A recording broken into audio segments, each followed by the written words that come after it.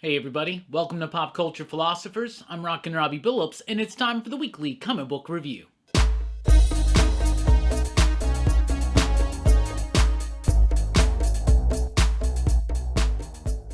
That's right everybody, thanks for checking out the video. I am Rockin' Robbie Billups. This is the weekly comic book review. It's the show where I read a lot of comic books, and I'll let you know what I thought about them, and we always start with the pick of the week.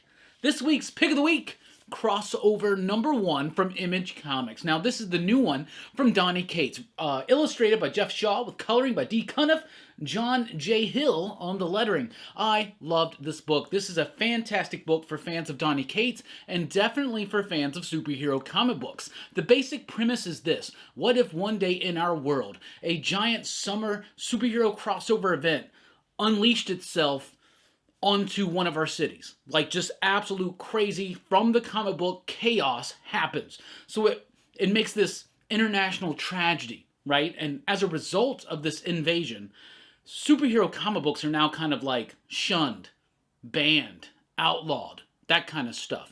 But meanwhile, this invasion's still going on. Now, I'm not going to give you every single detail because this is something I really don't want to spoil, but it's got an ending where I'm like, I really want to see where Donny Cates and company are going to take this. Donny Cates giving us that fun rock and roll, in-your-face concept. He does a great job of balancing the boisterous aspect of it with a little bit more of that intimate nature of the story, focusing in on the characterization. Meanwhile, you got this crazy cool concept going on. Donny Cates usually delivers on these crazy concepts, especially when he's aided by Jeff Shaw. Now, Jeff Shaw, of course, is the artist of God Country, Buzzkill, Thanos, many other Donny Cates classics. So definitely, if you like those books, you should check out Crossover. This is kind of a no-brainer. A lot of people are going to be picking this one up. I approve it. I really like it. I like the artwork. It's got detail and grit and texture to it, but it also is able to handle those really big, giant moments. It's a nice tribute to comic books and what comic books and comic book shops can mean to some of us here in the community. But it's also just a great story, an intriguing concept, and a well-done job by the entire team. Crossover number 1 from Image Comics is the pick of the week. Let's keep going with the Image stuff. We got Coffin Bound number 8. This is the final issue of the second arc of Coffin Bound. Now, after the craziness of the final issue, this is a little bit more of a resolution to the story, and a very well done resolution. I have described this book as having the poetry of something like Neil Gaiman's Sandman, but the in-your-faceness of a grindhouse film. Sex, violence, rock and roll, drugs, all that kind of stuff. Well, we kind of step back a little bit here. And like I said, this is a denouement almost. This is like a resolution issue to the second arc. The second arc involving a woman who is part of the church, and it's a church in which God is a drug that you inject intravenously, and some really cool thematic material and subtext comes out of that.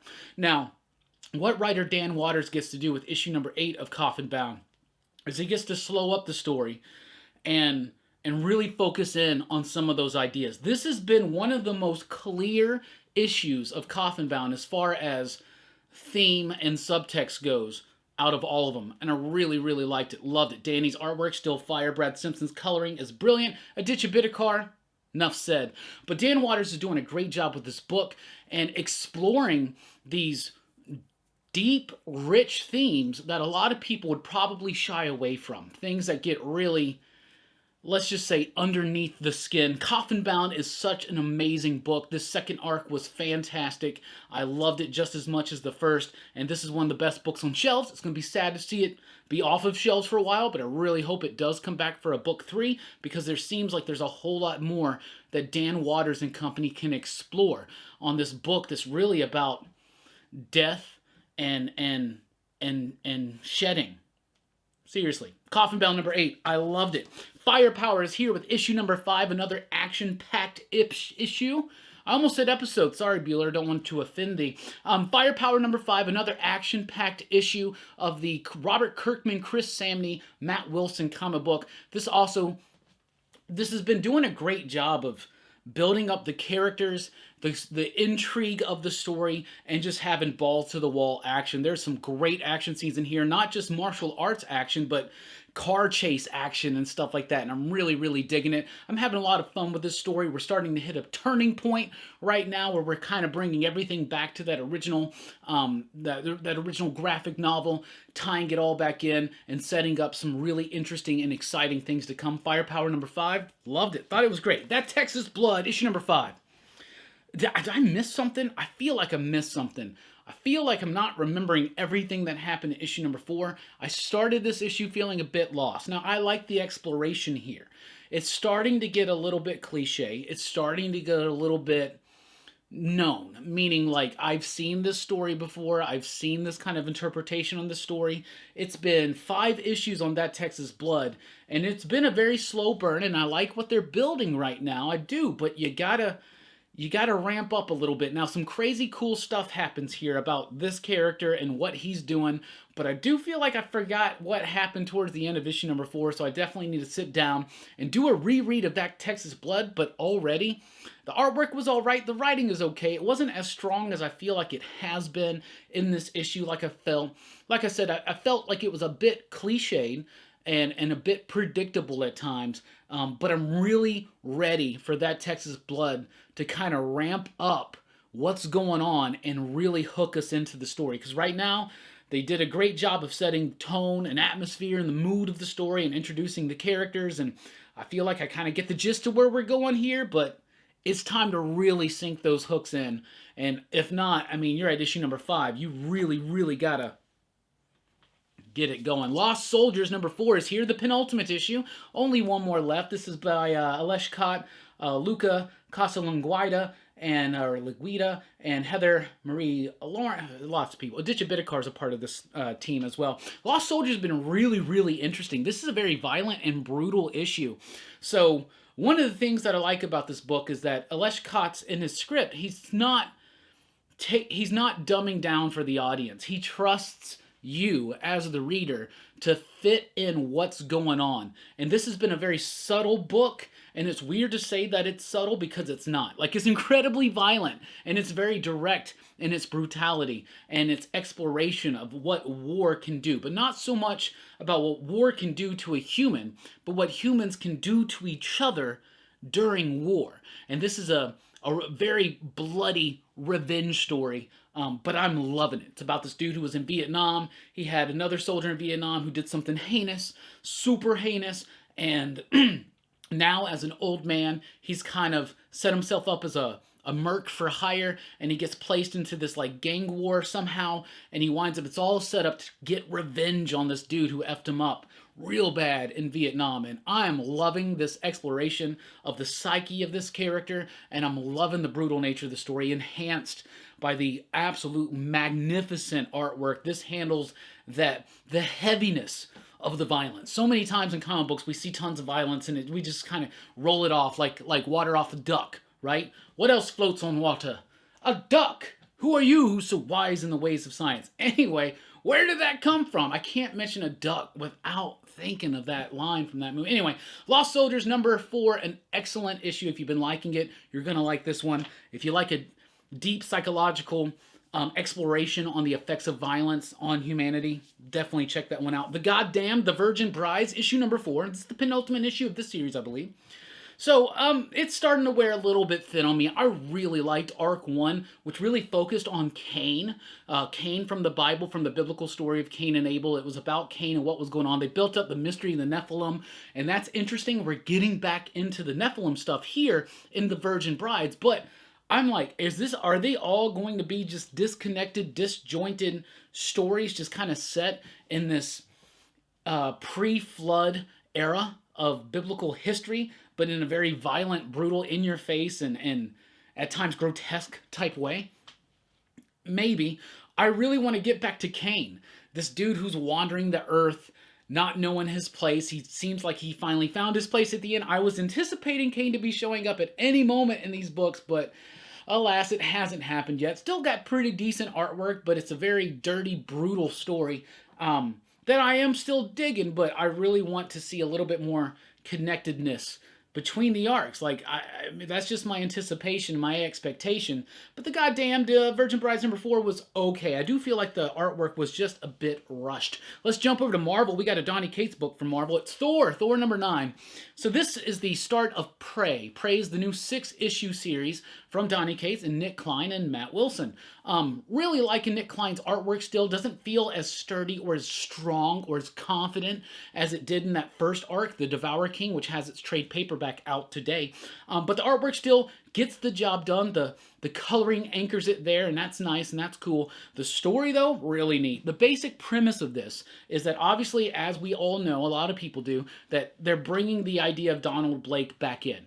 And what Donny Cates does with the mythology and lore of Thor and Donald Blake, I really like. So he's taking what others had done before, and he's putting a new twist and a new spin on it, and I'm having a lot of fun. The ending of this kind of took me by surprise. I was like, whoa, what an interesting idea, and I'm excited to see what's to come. This is a very strong issue. I don't want to spoil what's going on, but Donald Blake is back, and not the way you expect, and I had a lot of fun with this one. So the start of Donny Cates' second giant story arc for Thor, Prey, started with a bang. I really liked it. Thor #9 out this week.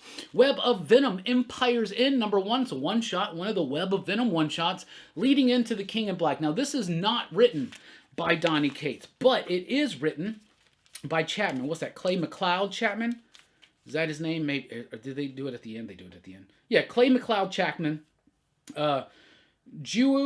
Villanova on the art. I like the art in this book. What this basically is that now that Null has broken free, he's making his way to the Marvel Universe, to the Earth, right? He's making his way to Earth, and of course there's a path of destruction and death that follows. And of course, Empyre just wrapped up, in which the Kree and the Skrull Empires united, and that's kind of what this is. This is not a direct follow-up to Empyre or anything like that. Don't feel like you have to get this one if either you were following Empyre or if you're following Venom. But if you're following Venom, this is kind of neat because it feels very Ridley Scott's Alien. It really, really does, because basically what's happening is you got this faction, this one ship or whatever, from the Kree Skrull United Army or whatever, right? And they come across Null. And so it's your first taste of what Null can do. I mean, we've had plenty of tastes of what Null can do and how big of a deal it is, but this has a very nice horror vibe to it. I thought it was great. McLeod did one of the best one-shot tie-ins to Absolute Carnage, which was the separation anxiety. It's got that visceral horror feel. Like I said, it feels a little bit like Ridley Scott's Alien, and I appreciate it for that. It's not 100% necessary. We already knew Null was on his way, but if you want to see Null on his way just thrashing through some people and killing some people, check out Empyre's In. I thought it was cool. And it was also nice to kind of symbolically, it's like what I like better right now at Marvel with the Donny Cates Venom stuff. And I didn't really like Empyre, so it's kind of like symbolically the Cates Venom stuff just shredding Empyre, which I kind of liked. We got a new anthology series here. It's a mini-series. It's Wolverine, Black, White, and Blood. So this is going to be 3 stories, I think, per issue by different creators. You got Jerry Duggan on this. You got Adam Kubert doing such a masterful job on the artwork on his story. Declan Shalvey doing his. Rosenberg, Hussar. You got some interesting stuff. Mostly, this book is really cool because of the artwork. So they're just one and done, little tiny short Wolverine stories that are not going to change your life, but all 3 of them are very solid. But the art is the most solid thing. It's black and white with a little bit of blood, and it's so much fun, and it looks great, artistically striking, and it hits the mood exactly what you're looking for in a Wolverine story like this. Bloody, brutal, violent, and stoic. That's what you expect out of a Wolverine book, and they deliver. And Chris Claremont's going to be doing a story in issue #2. John Walker, U.S. Agent #1. It's a 5-issue miniseries written by Christopher Priest, so I had to check it out. I was a big fan of Christopher Priest back in the day. Quantum Woody, Black Panther. Here lately, his work doesn't really sell me as much as it used to. U.S. Agent #1 kind of falls in line with that. It's okay. Georges Genti's artwork's pretty solid, and I appreciate what he does there, but the story was a bit hard to quite like wrap my head around where we're going. What's the direction? What's the actual approach here? So you got John Walker, you got U.S. Agent, and that's cool. I like the character. You got a great cover by Marco Cicchetto. The artwork inside, though, is pretty decent, and the story's okay, but at times it feels a bit disjointed, and I felt a little bit confused. I don't understand how the first half of the book connects to the second half, but maybe that's just me. This book was just okay. Unless you're the most hardcore priest and or U.S. agent fan, I wouldn't really recommend that one. Ten of Swords rolls on through. We got another issue of X-Men. X-Men number 14. Written by Jonathan Hickman, Mahmoud Azrar on the artwork, and Lionel Francis Yu. Wait a second. I thought issue 12 was Yu's last issue. Well, there's a little trick that they do here in issue number 14. So do you remember in issue number 12 of X-Men when Summoner tells Apocalypse and all them the story of Arakko, which we obviously now know was complete BS because he was lying. There's some truths there, but he was lying. Well, after the reveal from Ten of Swords Stasis number 1, the reveal at the end of that, now we can actually tell the real story. So you have somebody telling Apocalypse the real story of what happened in Arakko, and they use the exact same images. So I don't know if I doubt he got paid twice. You know what I'm saying? But it's Yu's artwork from the flashback sequence in 12 is right here again, but now it's the real story. I like that. I think it's a neat little technique, a neat little trick. I actually like the way this was done. I thought this was a great issue. It handled the weight. And what they're doing right now, what Hickman and company are doing with Ten of Swords is making me even more impressed, is that they are adding so many more layers of depth and nuance to the character of Apocalypse that I didn't even ever think possible. Apocalypse was always just cool because he was badass. He looked cool, he had great powers, great lines, but now they're adding so much more to him where he's becoming almost a tragic figure, but not in a way that seems sappy or out of place. I'm loving it. I thought this was a great issue. Some people may be bothered by that trick where they basically reuse the art from issue 12, but I love that they did that. Where now we're getting the real story and you get to compare them and see the differences here and there. And also remember, is this the whole truth? Anyway, Ten of Swords, I'm still loving it. Issue number 14, that's the 12th part of the Ten of Swords saga. And we also get part 13 with Marauders number 14. So let me just say this. The sword fighting hasn't started yet. I'm pretty sure that's all going to be in destruction, but we shall see. But what's happening right now is we kind of have the calm before the storm, right? We're in the eye of the hurricane. And in this issue, Saturnine has invited the sword bearers from Krakoa and from Morocco to have like a parlay, to have a feast before the tournament begins the following day. And you got some really interesting stuff going on here with Storm and Death. I love the idea that Storm has danced with Death throughout most of her life. I thought that was really a really interesting and nice touch. But it's got the ending that's going to have everybody talking like, what? Now, all is not as it seems. I am 100% certain of that. But I love the ending because Wolverine is just extra in that issue. Black Panther is here with issue number 3.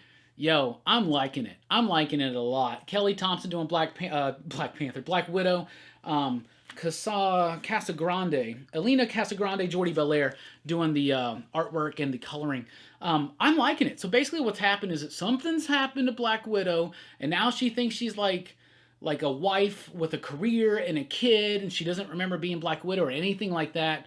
And you got this really interesting idea where Winter Soldier and Hawkeye know that, but they don't really know quite what the game is, and then it takes a turn here. So there are some revelations in issue number 3, but it's a really cool, exciting turn. It's a little bit of a Bourne Identity twist to Black Widow right now, but I'm having a lot of fun. The action's handled very well. The artwork's cool. The dialogue is great. Kelly Thompson's doing a great job with the series so far. I wasn't quite sold on issue number 1. I thought 2 ironed a lot out, but number 3 kind of got me hooked, and I'm kind of liking this Black Widow book, so I'm pretty excited about that. Because the other Kelly Thompson book I quit reading was Captain Marvel, and yes, I know this week 23 comes out, and it's hyped up because it's like the first appearance of like Thor's daughter and Namor's son or something, but she's dealing with an alternate future. I don't care about that. Don't be fooled by that stuff. Those are not going to be relevant characters going forth, so don't overpay for Captain Marvel, especially because in my opinion, Captain Marvel's been directionless and has basically been relying on these soft first appearances and these soft keys to kind of keep it afloat. But Black Widow, that's where Kelly Thompson's on fire. She also has a new issue of Deadpool out, but I find it hard to get to. Amazing Spider-Man, 51-point LR. So maybe you'll be shocked, and maybe this is the moment where I tell you, yo, it was worth reading all these issues of Nick Spencer's Spider-Man just to get to this 51-point LR. I really liked the story and thought it was strong, but that's not what I'm going to say.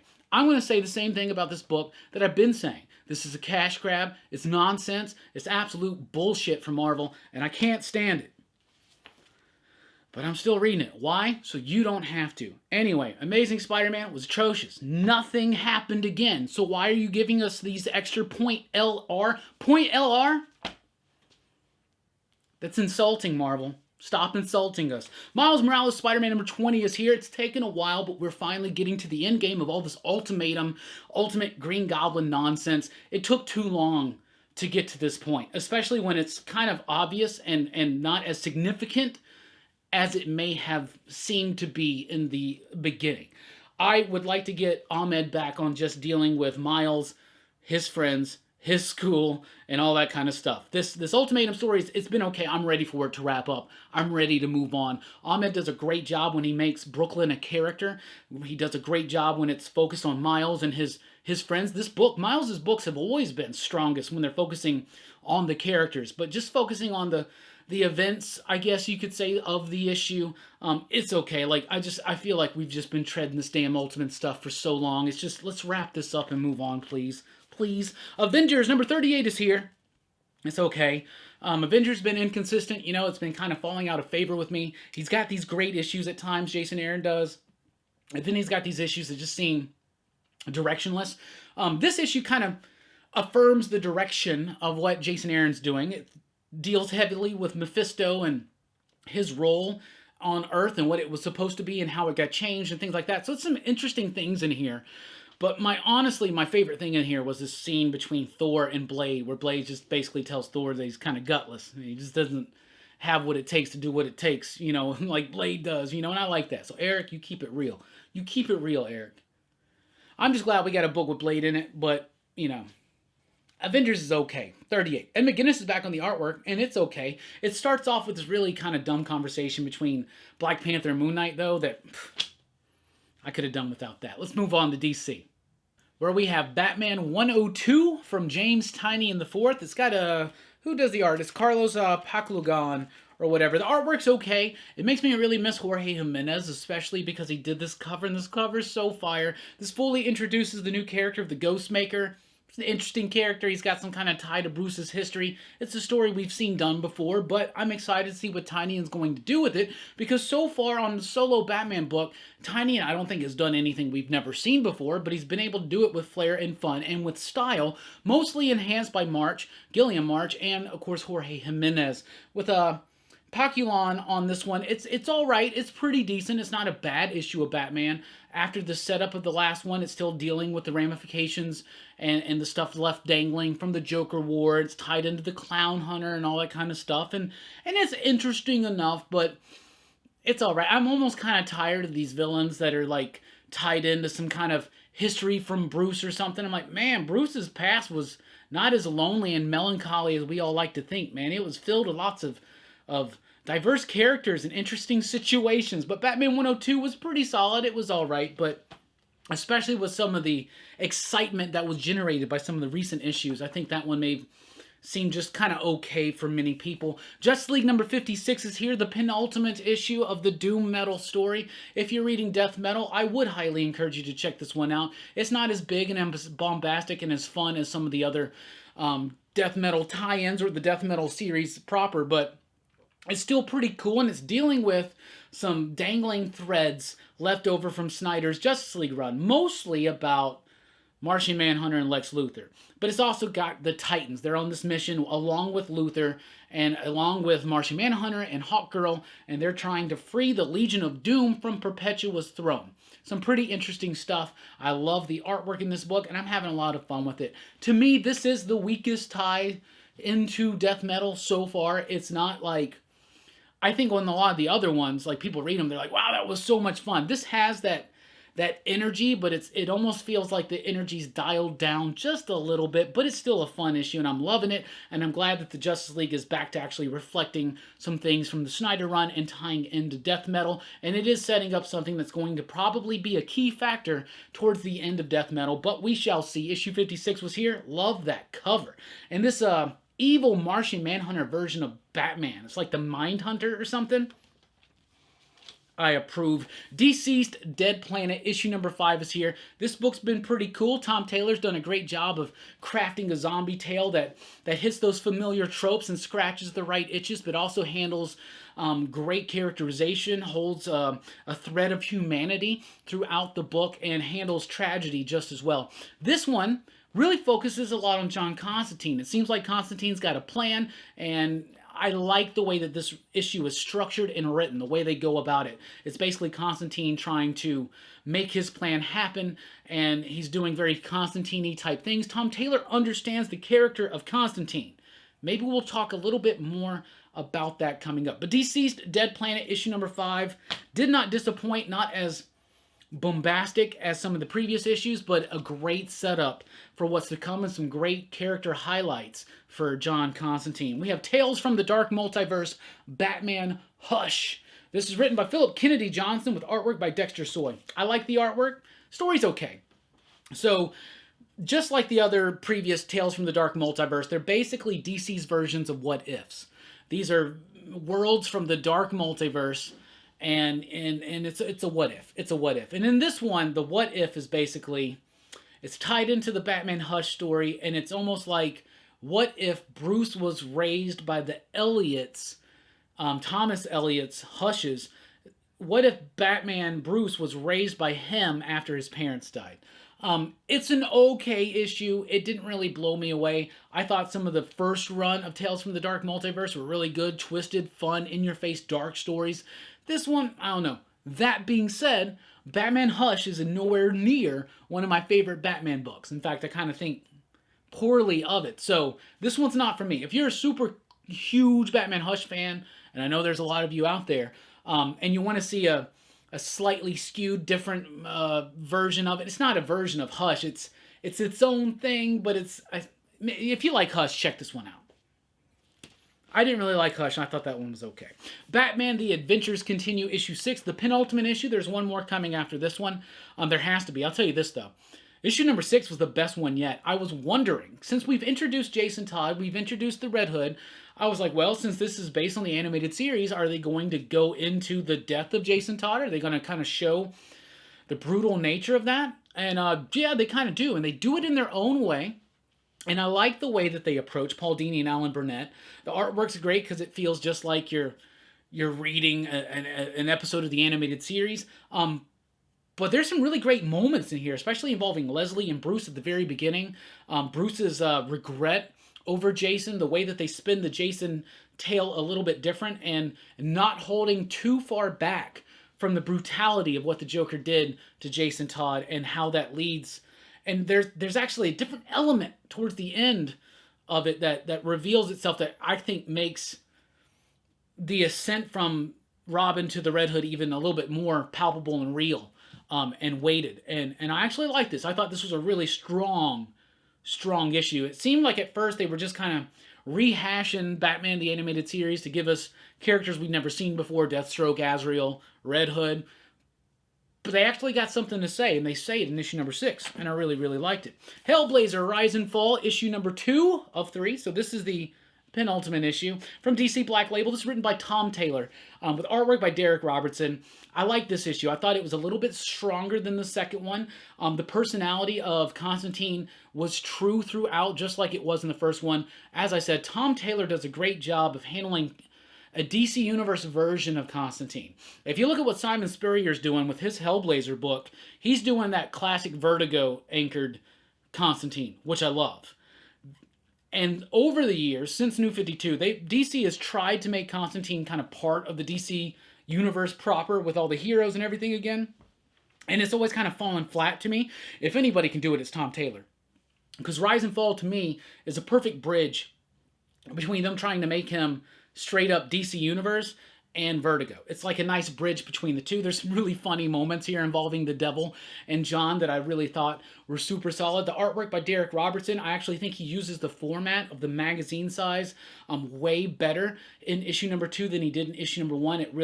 He's allowed the composition to kind of expand and stretch out a little bit, and he's utilizing the format a lot more in the second issue, and I liked that a lot. But I liked it. I thought it was super cool. If you like what Tom Taylor does with the character of Constantine in books like DCeased, maybe you should check this one out. Only 2 issues are out so far. Only 3 are going to be coming out. It's going to be making a rather nice hardcover, too, when it comes out. But I like it. I thought it was super, super cool. And also from DC Black Label, we have The Dreaming Waking Hours, issue number 4. I've been really high on this series so far, but to me, this was a little bit of a weak issue. The first story arc is only 5 issues, so this is kind of the turn in the story to kind of get towards the resolution, and I think it happens kind of in a confusing, unnecessarily complex, but at the same time overly simple type way for certain aspects of the story. The artwork by Nick Robles is still absolutely beautiful. G. Willow Wilson's doing a great job with the story, but this one just didn't hit me as being as innovative or as impressive as issue 1, 2, or 3, but still issue 4 was good. I'm excited to see what it's leading to and how it wraps up, and I want to see what's coming afterwards because I am loving the hell out of the Dreaming stuff right now. Sweet Tooth: The Return, issue number 1 from Jeff Lemire with Jose Villarrubia. Now, I've never read Sweet Tooth.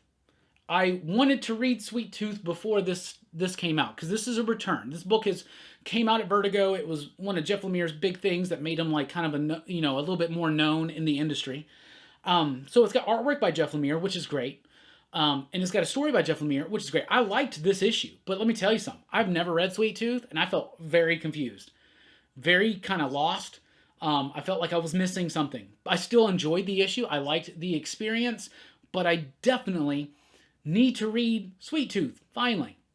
I ordered me a copy this week. Maybe I'll actually start reading it. Maybe I'll finally read Sweet Tooth, because if I can finish Sweet Tooth by the time issue 2 comes out, maybe it'll make a little bit more sense and it'll be even better. And maybe it could even have been, top 10 worthy. But as it stands, it was a well done issue and I appreciated it, but I was lost. But Sweet Tooth fans, I think you'll be happy with that. Let's jump over to Boom. Mighty Morphin number 1. So this is the continuation of Mighty Morphin Power Rangers. It's just called Mighty Morphin now. There's even a variant cover where it just lists as issue 56. So there's 2 new Power Ranger books, Power Rangers and Mighty Morphin. This is Mighty Morphin. Mighty Morphin is Mighty Morphin Power Rangers. Power Rangers is basically picking up the Omega Ranger stuff. So there you go. That's what's going on there.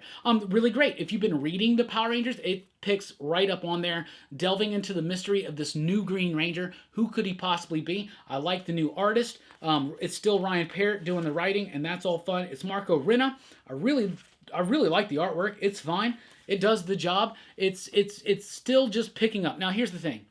If you've been hearing the Power Ranger books were good, and you're like, well, here's a new number 1. Here's my chance to jump in. You're going to be lost. You're going to be confused, even if you're a hardcore Power Rangers fan. So this is issue 56 of Mighty Morphin Power Rangers. It's almost a shame that they renumbered it. They did that just to get us all to jump back in. The book had been picking up traction all year long, so jump in with a new number 1, that kind of a thing. But this is a good book, and I really like the design on the new Green Ranger, and it's a deepening mystery, and it's got a reveal at the end that's very exciting, especially for longtime Power Rangers fans. So Mighty Morphin number 1, solid. Really liked it. Origins number 1 is here. It's a 6-part miniseries from Boom Studios. It's got artwork by Jacob Rebecca, right?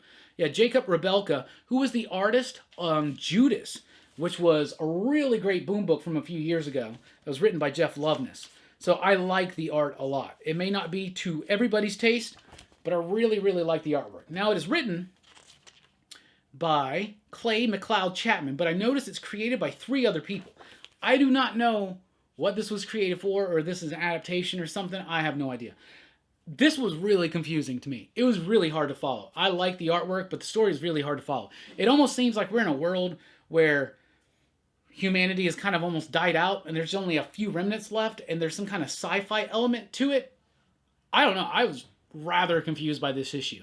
I could not quite pick up on what exactly was going on or what the setup was. That kind of disappointed me. Boom's been killing it, especially with their number 1s. I like Chapman's work. I love Rebelka's work. So I was excited to check this one out, and I was kind of completely lost throughout the whole thing. And even when it got to the end, I was like, that's it? That's all we got? This one was kind of disappointing me. I don't know if I can dig on that. but I definitely have to check out issue 2 to see what the hell's actually going on. Red Atlantis #1 is a new one from Aftershock. It's written by Stephanie Phillips, who writes A Man Among Ye over at Image, and I'm really liking that book. I love her scripting and dialogue on that book, so I wanted to check this one out. This one wasn't as exciting as that one, and the concept is interesting enough, but it didn't quite hit a point where it completely grabbed me. The basic idea is like, okay, so on an election day, supposedly November 3rd, okay, and in this neighborhood, the power goes out, and then these people start attacking people, and then this other woman near the same place passes out, and she's connected to it. This book did not ever deliver on any kind of a concept or promise or hook or anything. I just felt really lost. I thought the book was interesting. The artwork is interesting, but it didn't really do anything. Much like Origins, it just didn't, like, I don't know what this book is about. You know what I'm saying? I mean, that happens sometimes in books, and sometimes it takes a couple issues, and that's something I'm noticing, especially in the indie field with a lot of the 5 or 6 issue miniseries. They don't quite get enough to the point in issue #1. And Red Atlantis, though, I think it really hurt this book because it was okay. I mean, the dialogue wasn't anything like I thought it would be, because A Man Among Ye is like really expertly written, and the art probably helps the flow of that. But this one just felt a little stunted, a little stagnant at times. And when it ended, it just kind of got to the point where I'm like, well, I don't know what the hell's going on. Why should I come back for issue #2? I don't know. Red Atlantis #1, though. It's out. Aftershock also released Lonely Receiver issue #3. I'm loving this book. This book is such a true reflection on the crazy thoughts one can have after a crazy breakup, a real breakup, a long-term relationship, and it ends. And this book is, to me, almost like, first of all, it's a sci-fi horror weird thing, man. It's weird, and it's getting into more weird territory in issue #3. But basically what issue #3 is, if issue #1 is the breakup, the fight and the breakup, and issue #2 is the depression after the breakup, this is the rebound, right? Issue 3 is about the rebound. It's about when you find somebody new and you think everything's fine, but what you're really trying to do is kind of recreate what you had already lost. You're looking for a replacement, but you're looking for the same. And they really tackle that in a very interesting way, through science fiction, through horror, through psychological horror. And it gets to a crazy moment. And this book just builds and builds and builds. This is expertly paced. And the artwork by Jen Hickman is some of their best work. I absolutely love it. There was a moment where I was like, I'm confused. Why are there extra eyes there? And then it starts ramping that back up. This book builds to such a crescendo of psychological terror. And I'm really excited to see what's coming. Lonely Receiver is a great book, written by Zach Thompson with artwork by Jen Hickman. This book is honest, and it's brutal in its honesty. Brutal's the word of the day. But Lonely Receiver #3 I liked a lot. Just like the previous issues, I thought it's a very clever take on dealing with one's emotions after a breakup. And maybe it's just hitting me so hard because I'm in a similar place. Bang #5 is here. This is the final issue of Bang for now, because it promises that it will return. So, Bang has been really interesting. It starts off, we're like, oh, it's like a new spin on James Bond. Then the second issue comes out, and you're like, oh, it's like a new spin on Die Hard and Lethal Weapon? And then you're like, oh, where they're going, what are they doing? So I was like, what are they going to do with one more issue left in the series? Well, Matt Kent and company do a great job of revealing very quickly what the series is actually about. It's an interesting premise. And then it builds up to a very quick ending, I think. But then it promises more. So this whole first 5-issue series is all set up on something. And the setup finally delivered in issue #5. And now we have a direction for what's to come. And I thought that was cool. I liked it. I didn't like it as... I don't think this issue was as strong as some of the individual issues, especially issue 3, which I thought was probably the strongest of the series so far, but it ties all these different stories together in such a very clever way that I'm really excited to see how Torres and Kent and company continue on in this and expand out this concept. Bang #5 is out from Dark Horse. We also have Neil Gaiman's Norse Mythology issue #2. This is dealing with the legend about how Thor got his hammer Mjolnir, and I liked it. You know, if you're only familiar with the Marvel stuff, this is more in line with the original stories. and fables and folklore and mythology and all that. Jerry Ordway does the artwork. P. Craig Russell does a great job of doing the adaptation. I'm liking Norse Mythology. I like it a lot. I love these covers by David Mack. But it's fun. You know, it's nothing that's like, it's not the best book of the week, but it's strong and it does what it does and what it sets out to do, and it does it very well. Norse Mythology #2 is out from Dark Horse. We also have Cyberpunk 2077 Trauma Team, issue #3. I usually steer very clear away from any comic book based on a video game. I don't play video games unless they came out, you know, in the 80s or the 90s. So I'm not interested in this book outside of that, but I did read issue #1 because somebody in the PCP Army asked me to, and I've liked it. I think Cullen Bunn and Miguel Valderrama are doing a great job with this. I don't care about the video game, but it's just a great comic book. It's dealing with a futuristic society where you have to pay to be healed, and there's all these kind of crazy like cyberpunk gangs, and there's all this craziness going on. Great, excellent artwork. Beautiful composition. It's elegant. The artwork is elegant in this book. And Cullen Bunn, who is he's pretty much a veteran when it comes to comic book scripting. He knows how to script and paste a comic book. Paste? No, pace. He knows how to pace the comic book through the dialogue to keep it interesting, to keep it fresh, to keep it non-stagnant. Non-heinous. Anyway, I probably messed up that one. Cyberpunk 2077 Trauma Team #3, the penultimate issue. I liked it. I'm probably going to finish that series out and never play the video game. Alien, the original screenplay, issue #4. Nothing against video games. Y'all, I like video games. I just spend more time playing Paperboy right now. Alien, the original screenplay #4. It's cool to see the little bit of differences and the little bit of the similarities to the finished product of the Ridley Scott film. But ultimately, this is really just good for hardcore Alien fans or people that want to see have that curiosity of what actually could have been. And it's interesting, and the design work of the alien is way different than we're used to, and it's cool, but for the most part, you're like, oh, it kind of sticks pretty close to the book, but with some differences, and the differences are interesting. But Alien, the original screenplay #4 is out. It's the penultimate issue. That's the word of the week. And it was pretty solid. Spy Island #3 is here. This book is so confusing. I really appreciate this book, though. I think Chelsea Kane does a great job of making a sarcastic, satirical work, but the story is all over the place. I'm finding it really hard to follow, but honestly, I kind of enjoy it, like, because of the presentation of the book. It's got this quirky nature to it that I rather like, even though I'm completely lost, don't really get the gist of the story, what the point of this comic is, aside from just style. Right now, I'm engrossed with the style of the story, and I think there's only one issue left, so we'll see how it wraps up. We'll see if it actually lives up to its promise, or if it's just something about stylistic choices and design. That being said, the stylistic choices and the design in this book are amazing. They're very intriguing, and they're what hook me into this book, even though it's kind of utterly confusing. But they start trying to connect some dots in here, but it just makes the other dots I connected disappear, which is kind of confusing, but at the same time, rather rewarding. Spy Island #3. I'm kind of digging it. Kind of. Year Zero, Volume 2, #1 is here. First of all, the book is good. It's fine. It's fine. I'm slightly disappointed. So Benjamin Percy bringing back Year Zero. We just wrapped it up like a month ago. It's like no time at all. We're right back into it. We got a different artist now. It's Juan Jose Rip, and the art is fine, but it is such a complete tonal shift from the first volume. Now, it kind of helps because this book is much like the first one, where it's set during a zombie apocalypse, but it's focusing on different people's stories. They're not connected stories. They're just different stories from around the world, and that's what the first volume was. In Volume 2, the exact same format, the exact same structure, but completely different people. And now we're a little bit more into the zombie apocalypse.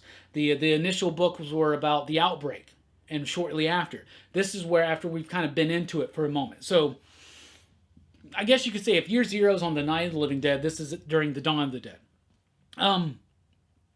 It even has like a reference to some Dawn of the Dead type stuff. The new characters and their stories are really interesting.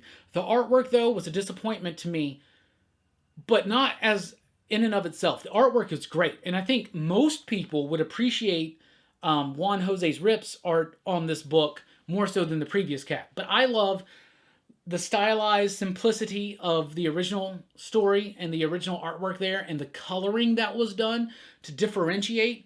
That's kind of lost here for me. I think that the artwork being a little bit more detailed, a little bit more horrific, I think that's going to please more zombie fans.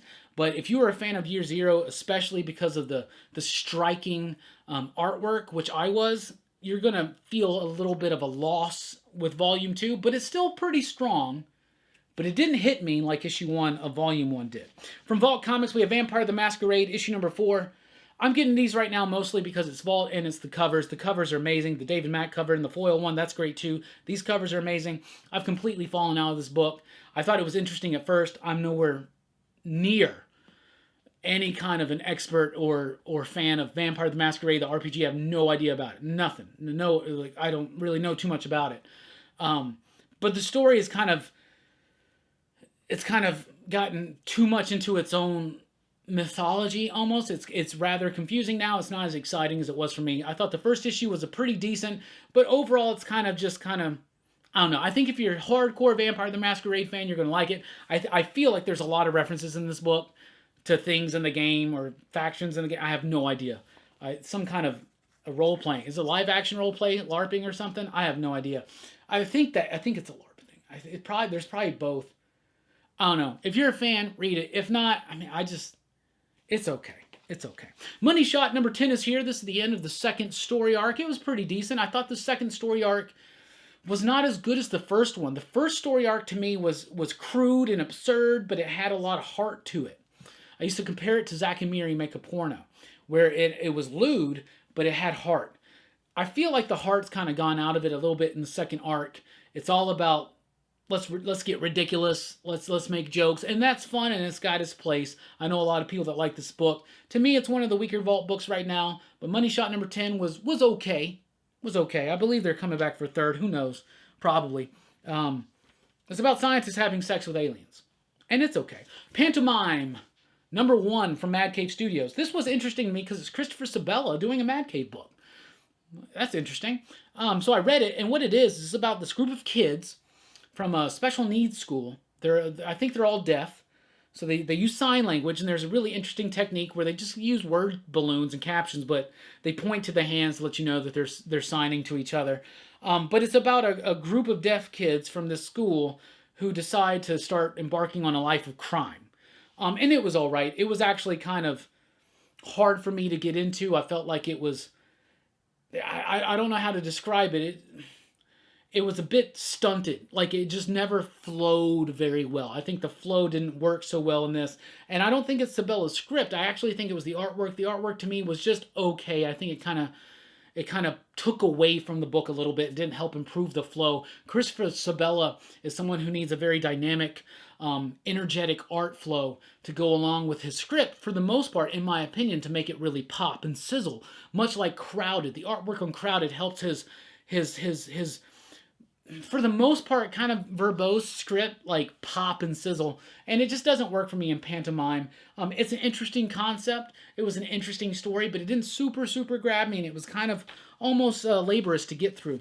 Happy Hour number 1 is an interesting concept from Ahoy Comics and writer Peter Milligan.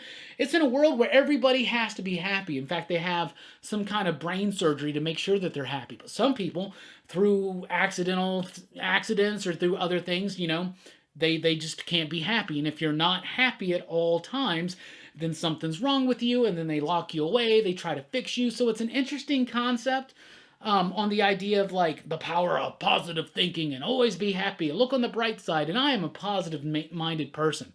But you got to have those lows to go with the highs, right? And what happens to a society when it's unbalanced like that? So it's an interesting concept. It was executed pretty decently, but it didn't super blow me away or anything like that. But it was interesting. I thought it had a really cool theme to it, and I thought it got to the point pretty interesting.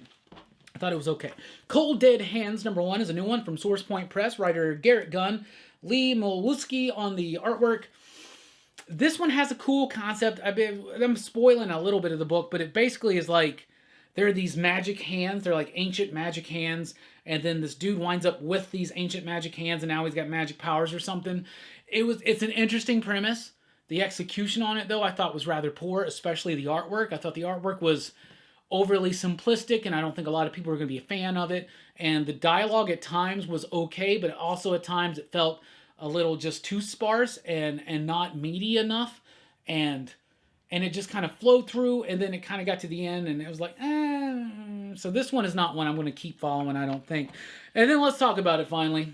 Transformers My Little Pony, Friendships in Disguise, issue number 4. This is the final issue of this book, and I've been loving this book, and issue 4 was no exception. A great grand finale. You got a story about Applejack versus the Insecticons. That's worth the price of admission alone. And then, of course, you have the big finale and the wrap-up of the Autobots and the Ponies versus Discord and the Decepticons. And I love this book. This book never tried to go beyond what it was ever intended to be, which was a cute, charming mashup of Transformers and My Little Pony. It was intentionally meant to be silly and full of heart. And that's what it was, and I applaud it for that. I really liked it, and I thought this was one of the strongest mashups of licensed materials from IDW I had ever read. Kind of probably overtaking Transformers versus Visionaries. Anyway, that's what I read. That's what I thought about it. What are you reading? What are you digging? What's your pick of the week? Let us know in the comments down below. Thank you so much for checking out the video. Please do like, share, and subscribe. Click the notification bell so you don't miss a single video. And join us over at popculturephilosophers.com for podcasts, blogs, and a whole lot more. I've been Rockin' Robbie Billups. Thanks for rocking with us. Keep on reading.